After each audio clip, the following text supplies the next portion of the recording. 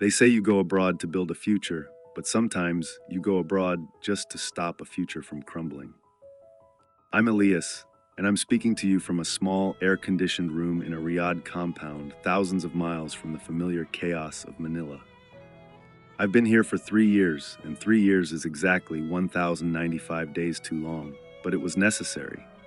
The reason I left, the reason for this entire hot and often lonely journey, wasn't complicated. It was a girl named Mia. Mia is my younger sister, and she is brilliant. The kind of brilliant that doesn't just pass tests, but masters the material. From the time she was a child, she was destined to be a doctor. She was accepted into the most prestigious medical school in Manila, a dream come true, and a financial catastrophe waiting to happen. My parents, bless their hardworking souls, ran a small sari-sari store in our province of Pampanga. It was enough for rice, bills, and maybe a modest celebration for Christmas. But medical tuition? That was an Everest we couldn't climb. "Don't worry, Kuya," she told me on the phone that day, her voice small but determined. "I'll take a gap year. I'll work part-time, save up." I cut her off. "No, you won't waste a single year. Your mind is a tool meant for saving lives, not selling snacks. I'll go. I'm a power systems technician, trained in high-voltage industrial maintenance. I knew I could make 10 times the money overseas than I could ever make at home. So I applied, passed the rigorous exams, and signed the contract for a major infrastructure company in Saudi Arabia. My goal was simple: fund Mia's entire first 2 years of tuition and secure the down payment for the remaining years. I didn't care about the heat, the isolation, or the long hours. I cared about the future I was building for her, brick by 1,000 peso brick. I still remember my last night in Manila. The air was thick with the smell of exhaust fumes and street food. I hugged my mother until she cried into my shoulder, and my father just gave me a firm nod, a signal of trust. But Mia clung to my shirt, and as I pulled away, she pressed a small, worn piece of paper into my hand. It was a photograph of our old ancestral home, a simple, beautiful Bahay Kubo, with a single line written on the back in our native Kapampangan dialect: "Ing puso mo, ing sikanan mo, your heart is your strength." I folded it and put it in my wallet, then stepped into the departure hall. I was no longer Elias the son or Elias the brother. I was Elias, a human remittance machine. Riyadh was a shock. The compounds were quiet, clean, and alienating. The sun was an oppressive, constant presence. My work, however, was challenging and satisfying. I managed the colossal power and cooling systems for a newly built logistics hub. My colleagues were a mix of Saudis, Indians, Pakistanis, and other Filipinos. We worked hard, we ate together, and we spoke only of work or family. There was no real social life, only the clock, the schedule, and the silent, burning prayer to the paycheck. I was meticulous. Every real was budgeted. I ate simple food, skipped any unnecessary expenses, and watched my savings account climb. Every month I'd get the update from Mia. She was flourishing. She loved anatomy. She hated biochem. She was top of her class. My sacrifice was working. But as I focused on the future, I started to subtly forget the past. I spoke English and Tagalog at work, and only needed Kapampangan when I called home. I started losing the rhythm of the old dialect, the specific, flowery words we used only in Pampanga. Why hold on to it? The world moved in English and code. The crisis hit in my second year. It wasn't about my contract or a paycheck delay. It was about the white elephant. The white elephant was the nickname we gave to the company's centerpiece cooling system, a massive, custom-built industrial chiller unit that regulated the temperature for the entire server warehouse. It was ancient, installed nearly 30 years ago by the original construction team, but it was unique. It used proprietary, non-standard components that were now obsolete. Its efficiency was unmatched, but if it failed, replacing it would take 6 months and cost millions in lost contracts and cooling fees. One Tuesday morning, the system seized. Not a simple trip, a full, catastrophic shutdown.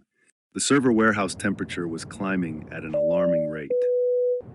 We had less than 72 hours before the servers fried, leading to fines that would bankrupt the company and definitely blame me, the head technician. My Saudi manager, Mr. Fawaz, a man usually as calm as the desert night, was hysterical. Elias, what is the problem? The diagnostic report is gibberish. I had done everything. I checked the digital interfaces, the modern wiring, the pressure gauges. All the modern troubleshooting tools failed. The unit simply wouldn't restart. Sir, the control panel is offline. I think the fault is in the primary flux capacitor bypass. But this component, it's not standard. There is no schematic for it in our current database. Mr. Fawaz threw his hands up. The original engineers were Filipinos decades ago. They were hired for their specific, almost artisanal engineering skills. They custom-made this unit on site. He paced his office, then stopped, his eyes landing on a high shelf. Wait, maybe. He pulled down a dusty, leather-bound volume. It looked less like an engineering manual and more like an antique book. It was brittle, sun-faded, and had no external labeling in English or Arabic. This, he said, handing it to me, is what the original team left behind. They said it contained the soul of the machine. It's useless to us. Maybe you, as a countryman, can tell me if it holds a clue, any clue at all. I took the book. It was heavy, and the pages smelled like old paper and dried desert air. I opened it, my hands shaking. The first pages were indeed diagrams, complex schematics drawn not with CAD but by hand in sharp, technical ink. But the accompanying notes, the technical descriptions, the crucial instructions for bypassing the fault were not in English.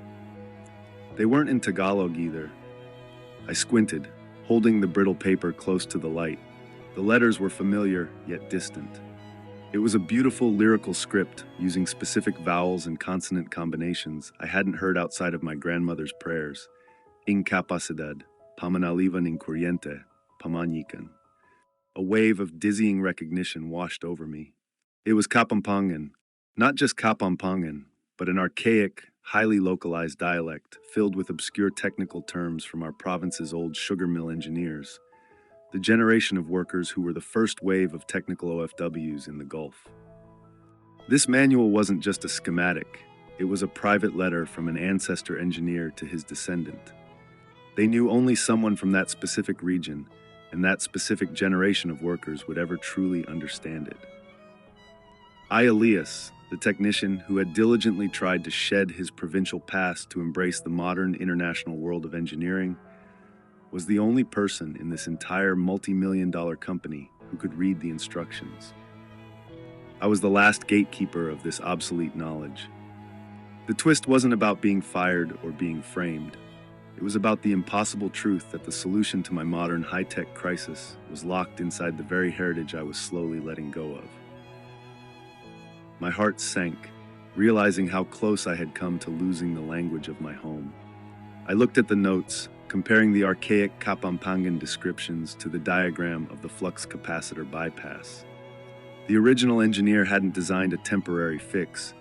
He had built a permanent, specialized failsafe that required a specific manual sequence of actions that would be considered absurd in modern engineering, but were perfectly logical within the context of his custom design. I pulled out Mia's worn photograph from my wallet. I looked at the Kapampangan phrase on the back, Ing puso mo, ing sikanan mo. Your heart is your strength. My strength was not just my technical degree. It was the entire identity I carried, the whole story of my people and my province. I worked for the next 15 hours straight, fueled by instant coffee and a fierce urgency. I didn't rely on my tools. I relied on the manual and my memory, translating the dense, cryptic text into actionable steps. I needed to manually reset a series of relays, not electronically but physically, using a long insulated rod, and then adjust the primary magnetic field coil by rotating a heavy dial exactly 7 degrees counterclockwise, a detail described with the Kapampangan word for to turn slowly like a grinding stone. Mr. Fawaz and the engineers watched in disbelief as I bypassed their multi-million-dollar diagnostic system and began performing a kind of technical ceremony on the white elephant. It was bizarre, almost shamanistic to them, but it worked. With a deep, shuddering hum, the massive chiller unit roared back to life. the temperature gauges immediately beginning their reassuring drop.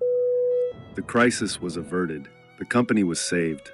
Mr. Fawaz didn't yell or jump.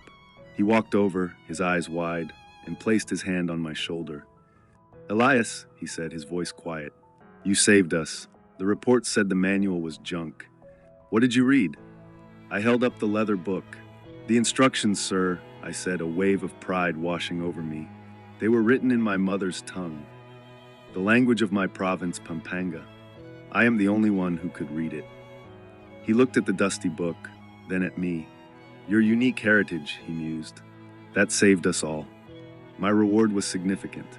A promotion, a massive bonus that more than covered Mia's remaining tuition, and a newfound respect from the entire team.